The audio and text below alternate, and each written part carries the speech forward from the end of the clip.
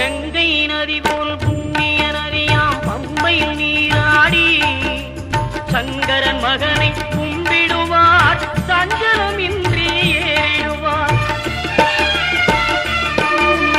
நீலிமலை ஏற்றம் சிவபாலனும் ஏற்றிடுவார். காலமெல்லாம் நமக்கே அருள்காவலனாயிருப்பார். தேகபலம் தா பாதபலம் தா தேகபலம் தா பாதபலம் தா தேகபலம் தா என்றார்.